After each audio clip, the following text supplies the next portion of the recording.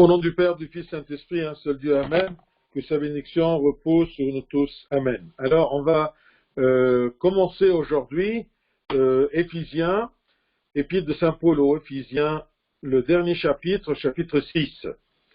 On va prendre la première partie où il y a le premier sujet. Cette partie-là, c'est du verset 1 au verset 4. Alors, on lit ensemble. Enfants, obéissez à vos parents, selon le Seigneur, car cela est juste. Honore ton père et ta mère. C'est le premier commandement avec une promesse, afin que tu sois heureux et que tu vives longtemps sur terre.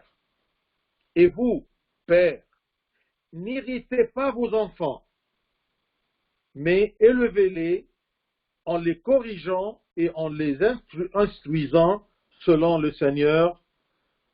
Gloire à toi, Seigneur. Alors, vous voyez, ces 4 versets, ils parlent bien à propos de la famille. Saint Paul, il y a quelques temps dans cet épître-là, il parle à propos des couches de la société chrétienne. Il a commencé par la société en général, ensuite il a commencé à parler à propos de la famille, parce que la famille, c'est l'unité qui forme le corps unique du Christ. Ce corps-là, l'Église, dont le Christ est la tête. Et dans cette partie-là, il a parlé après à propos des femmes et des hommes mariés.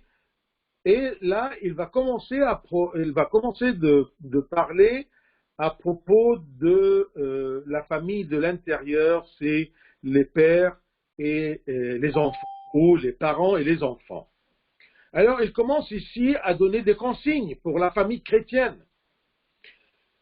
Et je veux bien que vous compreniez bien que la vie ecclésiastique chrétienne n'est pas une idéologie philosophique qu'on embrasse, mais non, c'est une vie pratique. Le christianisme, la chrétienté, eh bien, c'est une vie qu'on pratique soit seul à la maison, soit en communauté dans l'Église. On la vit, cette chrétienté-là, cette relation avec Dieu, cette religion, eh bien, on la vit dans notre conduite envers les autres, envers la société, on la vit dans notre couple, ou on la vit dans la vie de la famille, on la vit dans notre conduite même quotidienne au travail. C'est-à-dire, c'est une vie pratique. Le christianisme est une vie pratique. Le christianisme, c'est quelque chose qu'on pratique dans notre vie. Le christianisme, on vit le christianisme, on n'embrasse pas le christianisme comme une idéologie ou une philosophie. Non, c'est une vie. Le Christ est vie. Et nous vivons comme chrétiens, nous vivons toujours dans un combat continuel contre un ennemi farouche. L'ennemi qui n'aime pas ou qui est contre tout bien. Il est toujours un ennemi qui cherche le mal. Un ennemi qui résiste très fort au Christ. On l'appelle le résistant du crucifié. Il veut toujours faire égarer ses enfants tout au long de leur vie sur terre. Il veut bien les égarer du chemin de Christ. Il veut bien nous égarer loin de notre Seigneur, loin de son chemin. Son chemin, c'est-à-dire ses consignes, c'est-à-dire ses commandements, c'est-à-dire ses enseignements, c'est-à-dire sa doctrine. C'est pour cela que Saint Paul, il essaie toujours de soutenir les enfants de Dieu dans leur vie quotidienne, que ce soit dans le travail, que ce soit dans la famille, que ce soit entre les mariés, que ce soit entre les jeunes, que ce soit dans la société en général, que ce soit entre parents et enfants. Et il commence par les enfants en leur disant le premier verset, clair et net et simple, parce qu'il parle aux enfants. Enfants, obéissez à vos parents, selon le Seigneur, car cela est juste. Donc, le devoir des enfants est la soumission et l'obéissance aux parents. La première partie de cet enseignement, de ce verset, c'est obéissez à vos parents. Mais, toujours il y a des conditions. Il y a des critères pour cette obéissance. Et comme on a vu auparavant qu'on ne peut pas obéir sans se soumettre. Et on ne peut pas obéir, on ne peut pas se soumettre que si nous sommes humbles. Donc, entre les paroles de ce consigne, de ce commandement, obéissez à vos parents, il y a la soumission, il y a l'humilité. Et je ne peux pas obéir à mes parents et me soumettre à mes parents que s'il y a un amour dont la source est le Christ. Non pas l'amour parce que j'aime mes parents. Non, j'aime parce que je suis enfant de Dieu. Et Dieu est amour. C'est ça l'amour. C'est ça la vraie source de l'amour. C'est quelqu'un qui est attaché au Christ. Alors il peut aimer. Plus on s'éloigne de Dieu, plus on s'éloigne de l'amour, avec un A majuscule, avec lequel on peut aimer tous. Et on peut se soumettre à mon mari, je peux me soumettre à ma femme, je peux facilement me soumettre à mon patron, je peux facilement me soumettre, obéir à mes parents, parce que dans mon cœur, il y a l'amour, il y a Dieu, parce que Dieu est amour. Quand on n'arrive pas à pratiquer les commandements de Dieu, dont la plupart est basée, si ce n'est pas tous les commandements, sont basés sur l'amour. Si je n'arrive pas à accomplir, à observer les commandements de Dieu, eh bien, cherchez le défaut de l'amour dans votre cœur. Cherchez la présence de l'amour, cherchez la présence de Dieu dans votre cœur. Est-ce que mon cœur est plein de Dieu? Est-ce que mon cœur et ma pensée, est-ce qu'elle est attachée à Dieu? Est-ce qu'elle est ma pensée, ma volonté, mon cœur, est-ce qu'il est imbibé de la volonté de Dieu? Est-ce que je cherche à plaire à Dieu? Tout ça, ça me rapproche et ça me rattache à Dieu. Et ça implante l'amour dans mon cœur par lequel je peux observer les commandements de Dieu qui se basent sur l'amour. Alors le devoir des enfants est la soumission et l'obéissance aux parents. Et parmi les péchés des nations idolâtres que saint Paul a cités, il a cité beaucoup de péchés pour réprimander les nations qui étaient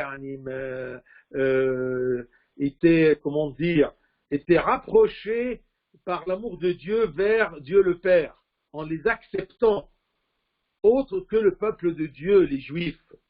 Alors, à Romains 1, versets 29 et 30, saint Paul, il citait beaucoup de défauts chez les nations avant de connaître le Christ. Alors, il les décrit en disant, étant remplis de toute espèce d'injuste, de méchanceté, de cupidité, de malice, plein d'envie, de meurtre, de querelles, de ruse, de malignité, rapporteurs, médisants, impies, arrogants, hautains, fanfarons, ingénieux au mal, rebelles à leurs parents, dépourvus d'intelligence, etc., etc. Regardez, parmi les péchés refusés de Dieu, c'est d'être rebelle aux parents. Vous voyez les jeunes? Vous voyez tous ceux qui sont toujours au-dessous de l'autorité parentale parce qu'ils ne sont pas encore majeurs, eh bien regardez. Regardez tous les gens qui sont devenus adultes. Ils sont toujours en contact avec leurs parents tant qu'ils vivent. Regardez si on est rebelle à nos parents. C'est un péché considéré parmi les péchés énormes des nations idolâtres. La soumission et l'obéissance en général dans le christianisme sont inspirées de l'esprit de la religion elle-même. Cette soumission et cette obéissance, je veux dire que ce sont les traits du christianisme. Ce n'est pas quelque chose loin ou étrangère au christianisme. On prend ceci d'où? Cet esprit d'acceptation de la soumission et de l'obéissance les uns aux autres. On le prend d'où? Toujours du Christ, notre bon exemple, notre idole, notre bon exemple. Comme le Christ a obéi à son Père, à Dieu le Père. Et c'est écrit qu'il a obéi, le Christ a obéi au Père jusqu'à la mort. Il n'y a pas de limite pour l'obéissance. A obéi au Dieu le Père jusqu'à la mort. Et la soumission du Christ à la volonté du Père, ce n'était pas par faiblesse, mais par amour. La relation, comme on a vu, entre l'homme et sa femme, son épouse, est basée sur l'amour. Tu l'aimes parce que ton cœur est plein d'amour de Christ. Alors par cet amour, tu peux aimer. La femme respecte, craint, soumise à son mari par amour, parce que lui, il l'aime, et elle l'aime, et les deux aiment le Christ. C'est l'amour. Si on dit que Dieu est amour, et c'est un verset, on peut dire que le christianisme est amour, parce que le christianisme sans Dieu, ce n'est pas une religion. Une religion sans Dieu, ce n'est pas une religion. Et si c'est Dieu et amour, donc une religion sans amour, ce n'est pas une religion. Donc la soumission qu'on entend parler dans le christianisme et dans les commandements, l'obéissance entre tous les chrétiens, chacun dans son poste, dans son grade, eh bien, est basé sur l'amour. Et c'est pour cela que c'est facile pour un chrétien de se soumettre par amour et obéir et être fidèle. On va voir ça un peu plus tard entre le patron et son ouvrier, entre l'esclave et son maître. Obéissez à vos parents, mais la condition dans l'obéissance et la soumission les uns aux autres est basée sur selon le Seigneur. L'obéissance des enfants ne doit pas être contre la volonté ou les commandements de Dieu. Que ça soit clair. Moi, je dois obéir à mes parents, mais dans le cadre de la volonté de Dieu, et la volonté de Dieu, c'est ses commandements, c'est ce qu'il veut. Si mes parents, et c'est rare, si mes parents me demandent quelque chose qui est contre la volonté de Dieu, contre le commandement de Dieu, là, on doit dire, je dois obéir à Dieu plus que mes parents. Je prends un exemple, même que j'ai vécu, la vie monastique. Pour vous, les jeunes, que vous n'êtes pas encore mariés, vous n'avez pas d'enfants, vous ne sentez pas qu'est-ce que ça veut dire qu'un de vos enfants vous laisse et laisse le monde tout entier pour aller dans un monastère. Ça, ce n'est pas facile pour les parents. Mais un moine, quand il répond à l'appel de cette vocation, à l'appel de Dieu pour cette vie de consécration, eh bien, il a dans son cœur une force de l'esprit, une force qui vient de Dieu, une force d'amour vers Dieu beaucoup plus grande que quitter ses parents et quitter même sa vie, sa profession, toute sa vie laïque. Eh bien, ça, parce que un moine qui se dirige vers ce chemin-là de consécration, eh bien, il a obéi à Dieu plus que à ses parents. Et la plupart, si ce n'est pas tous les moines, quand ils partent au monastère, c'est en cachette. Les derniers qui savent, qui sachent, qui peuvent savoir ceci, ce sont toujours les parents. Vous voyez? Et on vous donne un exemple. Le Christ lui-même, selon sa vie, selon son humanité.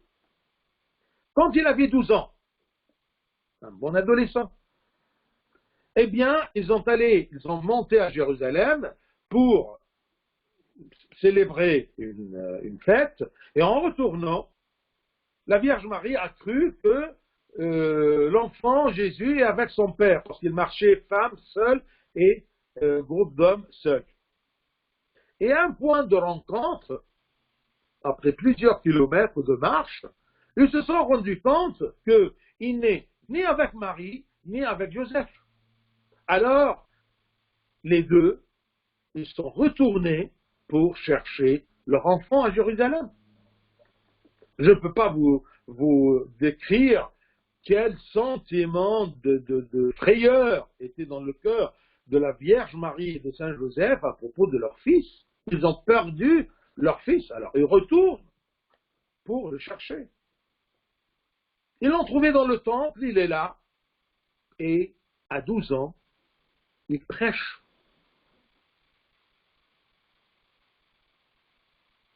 Luc 2, 49 et 51. Eh bien, c'est écrit, il leur dit, pourquoi me cherchiez-vous? Ne saviez-vous pas qu'il faut que je m'occupe des affaires de mon Père céleste, selon sa divinité? Regardez, il doit s'occuper des affaires de mon Père céleste.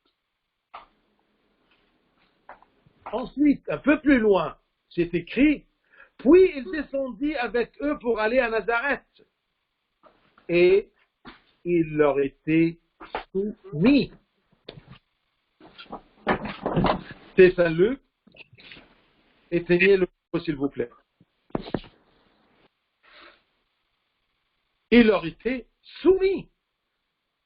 Soumis, c'est-à-dire humble et obéissance. On ne peut pas se soumettre à quelqu'un sans l'obéir. Regardez le Christ lui-même, Fils de Dieu, le divin, l'enfant divin. Eh bien, c'est écrit, il leur était soumis. Dans le travail, dans ce qui concerne la volonté du Père Céleste, il était là. Il ne peut pas obéir à ses parents là, parce que ça sera contre la volonté de Dieu. Il est là. Mais quand il a terminé sa tâche, sa préoccupation, je m'occupe des affaires de mon Père, eh bien, il est descendu avec eux pour aller à Nazareth et il leur était soumis. Mettez bien ce texte, non, cet exemple devant vos yeux quand vous agissez avec vos parents. Donc ici, le Christ déclare son obéissance et sa soumission à Dieu le Père plus qu'à ses parents selon la chair. Je répète, ici le Christ déclare son obéissance à Dieu le Père plus qu'à ses parents selon la chair. Parce qu'il y a eu une contradiction entre la volonté du Père et la volonté des parents. Pourquoi tu n'es pas venu avec nous? Non, je m'occupe des affaires de mon Père. Donc, enfants, obéissez à vos parents, selon le Seigneur, selon la volonté du Seigneur, selon les commandements du Seigneur. Et comme je vous ai dit, les enfants, c'est rare que les parents vous demandent quelque chose contre la volonté ou les commandements de Dieu. Il y en a des exemples, bien sûr, de ces parents-là. Parce que parfois, dans une seule famille, il y a des parents qui sont très superficiels dans leur vie avec le Christ et des enfants très pieux, d'accord, très pratiquants. Ça, ce sont des exemples, que ça soit rare, mais que ça soit maintenant principe, enfants, obéissez à vos parents. Tant que cela ne cogne pas, n'est pas contre la volonté ni les commandements de Dieu. Car cela est juste. Cela, c'est-à-dire les deux volets de ce consigne, de cet enseignement-là. On obéit selon le Seigneur. Cela est juste. Donc la désobéissance est faux. Controverser la volonté de Dieu est faux. Mais obéir selon le Seigneur est juste. On doit avoir les deux volets ensemble. Mais s'il y a un moment où l'obéissance à mes parents sont contre l'obéissance à Dieu, non, j'obéirai à Dieu plus qu'aux hommes, plus qu'aux mes parents. Je vais subir, mais pour le Christ, par amour du Christ. Mais tu dois être juste là-dedans. Est-ce que vraiment ce qu'ils vous demandent, les parents, est contre le commandement de Dieu? Non. Vous voyez? Obéir, mais selon la volonté, le commandement du Seigneur. Et cela est juste. Saint Jérôme, il a dit quelque chose à propos de l'obéissance. Même l'obéissance, une minute, ouais, j'enlève quelque chose de l'écran. Il a dit quelque chose à propos de l'obéissance sur le domaine ecclésiastique, de l'Église, dans l'Église. Eh bien ça, je suis tombé là-dessus comme ça par hasard, mais c'était beau. Saint Jérôme, il nous dit, on doit apprendre à se soumettre aux parents. Le Christ s'est soumis pour nous donner l'exemple. Pour tous les enfants envers leurs parents. Jésus, ici il explique un peu la valeur ou la grandeur de cette obéissance du Jésus, l'enfant Jésus à ses parents. Jésus, fils de Dieu, s'est soumis à Marie et à Joseph. Jésus, ça c'est l'amplitude de cette obéissance. Jésus, qui est fils de Dieu, s'est soumis à Marie et à Joseph. Alors, ne me soumets-je pas à l'évêque que Dieu me l'a nommé comme père, et ne me soumets-je pas au prêtre choisi par la volonté de Dieu? C'est la paternité des pères de l'Église. Si Jésus nous a donné l'exemple de se soumettre, obéir à Marie et Joseph, le Fils de Dieu s'est soumis et a obéi. Et ben moi, je n'obéis pas à ces prêtres, à ces évêques, à ce patriarche qui est élu selon la volonté de Dieu. Parce que ceci, personne ne peut prendre ceci en forçant la volonté de Dieu. Et regardez Saint Jérôme, il dit, l'évêque, Dieu me l'a nommé comme père, nommé par Dieu. Et le prêtre est choisi par la volonté de Dieu. Enfants, obéissez à vos parents. selon le Seigneur, car cela est juste. Honore ton père et ta mère. Ça, c'est un commandement connu par tous les juifs, par tous les chrétiens, par les nations qui sont rentrées dans le christianisme. Honore ton père et ta mère, c'est le premier commandement avec promesse. Honore. Qu'est-ce que ça veut dire honore? Les mettre au-dessus de Dieu? Non.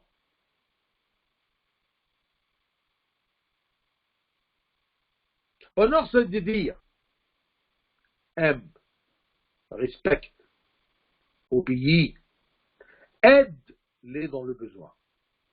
Je répète, honore inclut, aime, respecte. Parce que parfois j'aime mon père et ma mère, mais je ne les respecte pas. Et vous comprenez comment? Je peux être un homme marié, mais je parle à mon père et à ma mère comme si ce sont deux enfants. Non, c'est tes parents. Honore-les, c'est-à-dire respecte-les. Ne dis pas parce qu'ils sont maintenant vieux, ils ne savent pas. Ah non, ils sont vieux, honore-les, honore-les. Aime, respecte, obéis selon le Seigneur, aide dans le besoin. Qu'ils ont besoin. Parfois, les enfants mariés, il y a un problème, des problèmes entre le couple à cause des parents. Non, attention, parce que chacun de vous doit obéir à l'autre, d'accord? Il y a des règles, il y a des commandements dans le mariage.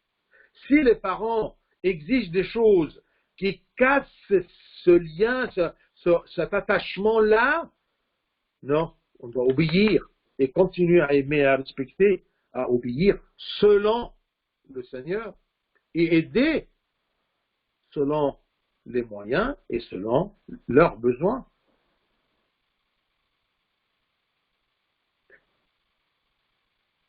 Saint Paul, il a cité ce commandement-là concernant les parents et les enfants. Mais quelqu'un, il peut venir me dire, mais tout ce qu'il y a dans l'Ancien Testament et la loi de Moïse, c'est anéanti. Et Saint Paul, parfois, il dit ça. Mais attention, dans la loi de Moïse, il y a deux volets. Un volet moral et un volet rituel. Ce qui était anéanti dans le christianisme, dans le Nouveau Testament, c'est la partie de la loi rituelle. Comment présenter des sacrifices, comment fêter les fêtes, comment s'habiller, donc, tout ça, c'était rituel. Cette partie était toujours des symboles. Dans le Nouveau Testament, ceci est anéanti parce que le symbole, il symbolise quelque chose. Une fois que ces choses-là ont eu lieu, les symboles n'ont pas de valeur. Comme la circoncision. C'était un symbole de le rattachement du mâle au peuple de Dieu. Aujourd'hui, le rattachement au peuple de Dieu, c'est quoi? C'est un signe aussi, un signe spirituel, c'est le baptême. Donc, la partie rituelle est supprimée et anéantie. Mais la partie morale, elle est toujours là. Au contraire, elle est ajoutée d'une façon plus spirituelle. Comme l'adultère, par exemple, le Christ leur a dit, c'est écrit que ne commet pas l'adultère. N'est pas une relation sexuelle hors du mariage. C'est ça l'adultère. Alors, le Christ a dit, c'est écrit, ne commet pas l'adultère. Mais moi, je vous dis, si quelqu'un regarde une femme avec envie, il a commis déjà l'adultère avec elle dans son cœur. Vous voyez, c'est plus élevé dans le niveau spirituel. C'est écrit. Tout ça, ce sont des choses morales que le Christ est venu, non pas pour abolir, mais pour rajouté. C'est écrit œil pour œil et dent pour dent, mais moi je vous dis, celui qui vous gifle sur la joue droite, rend-le la gauche. Regardez. Donc ceci, honore ton père et ta mère. C'était une partie de la loi. Mais quelle partie? Dans quelle catégorie de la loi de Moïse? La catégorie morale, qui ne change pas, mais au contraire, qui est rajoutée d'une façon spirituelle plus élevée. Donc, nous suivons toujours la loi morale de Moïse. Ce qui était anéanti est la loi rituelle et les pratiques ont changé dans le Nouveau Testament. Alors, regardez dans la loi morale de Moïse. La loi punissait à mort celui qui humilie son père et sa mère. Alors, si tu vois un de tes copains qui te raconte qu'il a frappé ou elle a humilié ou elle a insulté ses parents, tu lui diras, ah non, attention. La loi de Dieu punit à mort. À mort, c'est-à-dire, d'accord, une bonne punition. Comme par exemple Exode 21, 15 et 17. Regardez les paroles. Celui qui frappera son père ou sa mère sera puni de mort. Celui qui maudira son père ou sa mère sera puni de mort. Donc quelques maudirer, on dit quoi? Non, maudire. Non. Le verbe, c'est quoi? Maudirer, je crois, oui. D'accord? Maudire. Maudire, ah oui. Oui. Deuxième ou troisième groupe, je ne sais pas. D'accord? Alors, celui qui va maudire son père ou sa mère sera puni de mort. Parfois, dans quelques traductions, c'est écrit insulte. Dans le livre où il y a toutes les lois morales de Moïse, comme Deutéronome, le livre de Deutéronome, chapitre 27, 16. C'est écrit, maudit soit celui qui méprise son père et sa mère. Et tout le peuple dira Amen. C'est quelque chose que personne ne refuse pas, que personne ne refuse. C'est quelque chose que tous sont d'accord là-dessus. Et tout le peuple dira Amen. Maudit soit celui qui méprise son père et sa mère. Donc, là, vous voyez que Saint Paul, il met en garde les enfants vis-à-vis de leurs parents. Attention, si tu es marié et tu as des enfants, tu as toujours ton père et ta mère. Tu n'as pas le droit de les mépriser ou de les modérer. D'accord? Les maudire. Ah, les maudire, oui. Qu'on finir. D'accord. Bien. Merci. Celui qui maudit son père ou sa mère, d'accord, il est maudit par la loi de Dieu aux yeux de Dieu le Père. C'est dur de répéter celui qui frappera. Ah non, alors ça, je ne peux pas supporter même le mot.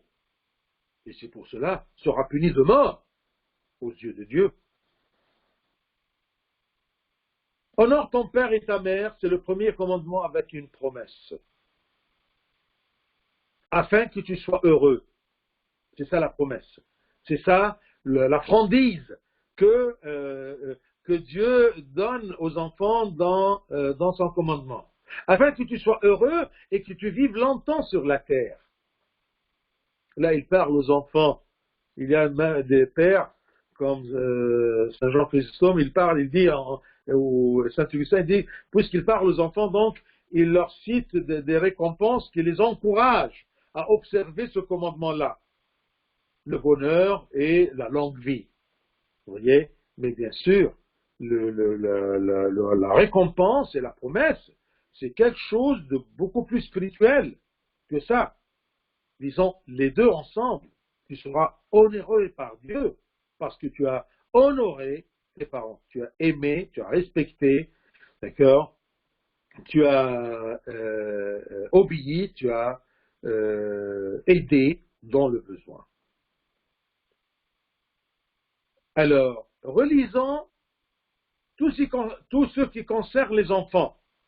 Et attention, vous les adultes, vous êtes toujours des enfants par rapport à vos parents, que s'ils sont partis aux cieux. Enfants, obéissez à vos parents, selon le Seigneur, car cela est juste. Honore ton père et ta mère. C'est le premier commandement avec une promesse, afin que tu sois heureux et que tu vives longtemps sur la terre. Maintenant, il se dirige vers les parents eux-mêmes. S'il y a des parents qui m'écoutent, écoutez bien. S'il y a des jeunes qui m'écoutent, écoutez bien, parce que vous serez peut-être dans quelques années, où vous êtes fiancés, où vous êtes déjà mariés, vous avez des enfants, mais très petits, des bébés, d'accord? Eh bien, écoutez bien aussi, parce que rapidement, vous allez devenir des parents, tout en étant des enfants pour vos parents. Verset 4. Et vous, pères, n'irritez pas vos enfants. En arabe, makrir, irriter, c'est-à-dire les énerver, les mettre sous pression. Mais je ne peux pas frapper, ni insulter, ni maudire. Est-ce qu'il y a des parents qui peuvent faire ça? Oui. Et vous, pères, n'irritez pas vos enfants.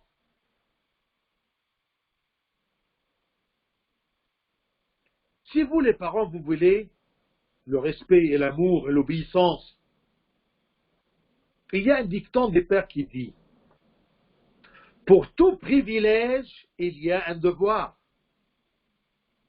Si tu veux être privilégié que tes enfants ou n'importe quelle face de la vie, d'accord? Si tu veux être privilégié de ton patron, il y a un devoir.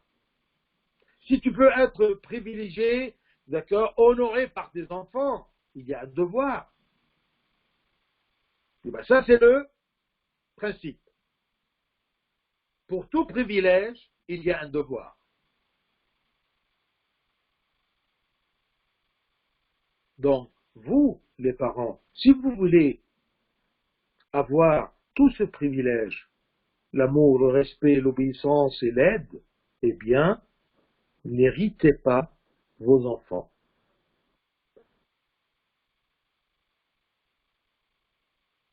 Mais élevez-les en les corrigeant et en les instruisant selon le Seigneur. Hériter, c'est-à-dire quoi? Hériter, c'est le menacer. J'ai l'autorité. Les menacer, les effrayer. Je me rappelle qu'un adolescent, j'étais très touché. Un adolescent, je lui parlais. Alors, en lui parlant, très calmement, il n'y a rien de grave. Je lui parle. Et en parlant, j'ai fait un mouvement avec mes mains un peu haut. Alors, il était effrayé, par réflexe. Imaginez-vous, il était un enfant de 11, 10, 11 ans. C'est-à-dire, c'est un enfant battu. N'importe quelle action de main, sa réaction, c'est de se retirer. Moi-même, j'ai eu peur. Alors, je l'ai caressé. J'ai oublié même pourquoi tu fais ça? Pourquoi tu as eu peur? D'accord? Il a commencé à pleurer. Il m'a dit, parce que son père, ainsi de suite. Regardez. Ça, c'est hériter mes enfants. Hériter mes enfants, c'est tout simplement abuser de l'autorité parentale pour m'aider. Je veux regarder la télévision. Et lui, il passe devant. Et voilà. Non. y a un amour entre toi et tes enfants. Même il y a comme parent un sacrifice, tu veux l'amour et tu veux le respect. Tu n'arrives pas à sacrifier, par exemple, à un moment que tu veux aller dormir, tu ne veux pas un bruit. Mais, ça c'est la partie comment dire, passive. La partie passive que tu dois ne pas hériter. La partie positive, c'est de lui faire apprendre. Ton père, quand il est fatigué, il veut dormir un peu. N'héritez pas vos enfants. C'est-à-dire, ne les effrayez pas. À cause parce que j'ai l'autorité. Ana baba, explique. Je vous montre une chose que j'ai rencontrée il y a une trentaine d'années. Dans le train. Quand je voyageais beaucoup trop que maintenant entre la France et la Belgique. Alors tout simplement dans le train, et dans le temps là, le train entre la France et la Belgique n'était pas adapté. C'était un train intercity comme ça, d'accord. Alors tout simplement, c'était à peu près 4h30 de Paris-Bruxelles. Alors tout simplement, j'étais dans un 4 sièges, un carré, à côté de moi, un autre carré où il y a une grande famille. Père devant moi, la mère à côté de moi, il y a un couloir entre nous les deux, et de l'autre côté, il y a 2 enfants, des adolescents, et sur les jambes du père, il y a un petit enfant de 3-4 ans. Alors tout simplement, sur la tablette, bien sûr, il y a beaucoup de choses, d'accord, et il y a un jus de fruits. Alors le petit enfant là, il commence à faire des grimaces, à bouger. Alors la mère lui dit plusieurs fois, attention, attention, doucement, loin de, ça va se renverser. L'enfant très excité, hop, il n'a pas obéi. Alors tout simplement, le jus là s'est renversé, avec une catastrophe bien sûr, d'accord, le pantalon de son père, la tablette, le livre de son frère, ainsi de suite. Alors qu'est-ce qu'elle a fait? Moi j'ai attendu que elle le gifle 2-3 gifles, d'accord, le reste du voyage, ce sera des cris de l'enfant. Qu'est-ce qu'elle a fait la mère? Elle a pris sérieusement l'enfant chez son père, l'a mis debout, en le tenant dans le train, entre moi et elle. Et elle a commencé à lui expliquer, sérieusement, mais je sentais avec tout le respect.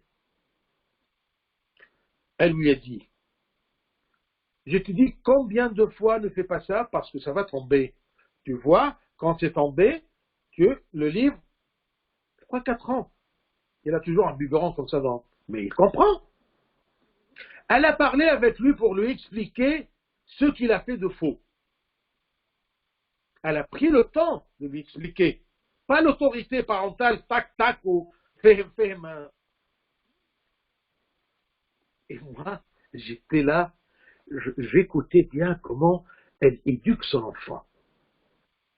Mais j'ai dit, mais elle va le pardonner comme ça, mais comment, c'est pas une bonne éducation là, hein, il doit encore être puni. Un petit fessé. Alors elle lui a dit, maintenant, puisque tu n'as pas obéi et tu as fait tous ces dégâts-là, eh bien, maman doit te punir. Alors il a commencé à faire des grimaces, il a commencé à pleurer. Maman va te punir et tu sais maintenant pourquoi tu seras puni. Elle a fait tourner son visage vers moi, une petite fessée, il a crié, mais calmement, il n'a pas hurlé. Et elle l'a pris, d'accord, pour le rendre à son père. Une scène d'éducation parfaite. La mère a préparé son enfant pour la punition. Elle l'a préparé pour le châtiment. Alors là, elle a éduqué l'enfant, il a compris. Et quand il a pleuré quelques moments, calmement, parce que elle l'a grondé poliment et calmement, avec une pédagogie. Il a pleuré un peu, et un enfant, tac, tac, c'est terminé. Parfois, il y a des enfants qui reçoivent des claques par n'importe où et ne savent pas pourquoi. D'accord? Parce que tout simplement, papa ou maman, elle est énervée, il a fait quelque chose, mais il ne se rend pas compte. Qu'est-ce qu'il a fait de faux? Parce que les parents héritent leurs enfants en ne cherchant pas le temps de leur expliquer. Vous, les parents, prenez le temps pour expliquer à vos enfants ce qu'ils ont fait de mal. D'accord? Mais ne les irritez pas en les punissant sans leur éclaircir le faux. Même s'ils le savent, dites-le. C'est parce que tu as fait ça que tu seras puni. Moi, j'ai assisté que une fois, d'accord, avec un bar des parents, avec un Saint-Marcel, d'accord, d'accord, ما فيش احنا مش كنا رايحين مش عارف السينما alors pas de cinéma. Alors l'enfant, toute sa concentration c'est pourquoi papa, c'est comme ça, là sûrement il y a une raison, mais n'hérite pas ton enfant, mais dis-lui pourquoi. Ok, خلاص. Alors toute la scène était pourquoi papa, il pleure, il ne sait pas, il n'a pas compris.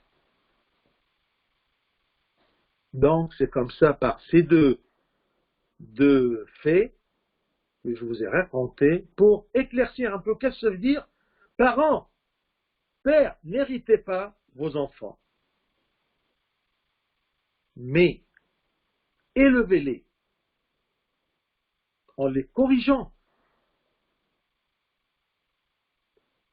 et en les instruisant selon la loi de Dieu. Qu'est-ce que ça veut dire? Vous, parents, vous allez chercher 1, 2, 3 les lois, hein, alors quand il fait ça, quand il fait pipi, qu'est-ce que je vais lui faire? Non, ce n'est pas comme ça.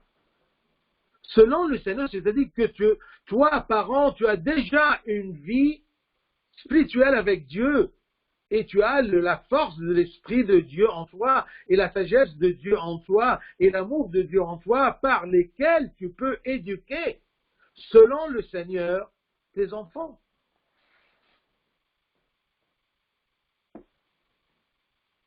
Parce que si tu veux élever, instruire tes enfants selon le Seigneur, tu dois connaître qu'est-ce que le Seigneur nous demande. Comme Éphésiens, combien de parents ils connaissent ce qui est écrit en Éphésiens? Avant de corriger, avant d'éduquer, avant d'instruire, le cœur du parent doit s'élargir et grandir par la piété et par l'amour.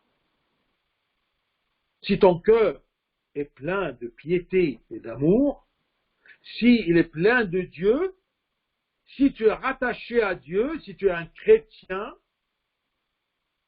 comme mari, comme épouse, comme jeune dans la société, après ça comme un serviteur, comme un fonctionnaire, eh bien tu pourras éduquer et instruire tes enfants. Saint Augustin, qu'est-ce qu'il a dit? Il a dit, réprimander doit être précédé par la pitié, pas par la colère. Regardez, je répète. Réprimander doit être précédé par la pitié, pas par la colère. Si tu es en colère pour une ou d'autre raison, vous, parents, eh bien, ce n'est pas le moment pour éduquer. Ce n'est pas maintenant pour discuter. Parce que tu dois avoir d'abord le calme, la pitié, l'amour, ensuite réprimande. Parce que tu dois réprimander. La femme du train, elle a expliqué, elle l'a grondé, mais pas irrité. Et le voyage était terminé calmement à cause du calme de cette femme-là qui a dans son cœur une paix et un amour pour ses enfants et un vrai amour. Donc, dans la famille, comme chrétien, que ce soit parent, que ce soit enfant, que ce soit femme, que ce soit épouse, que ce soit époux, on doit aimer les uns les autres, on doit se soumettre les uns aux autres, on doit obéir les uns aux autres. Pour tout simplement, on sent la présence de Dieu et la bénédiction et la grâce de Dieu dans notre maison, l'unité de la formation du corps de Christ, dont le Christ est la tête. Gloire à lui éternellement. Amen.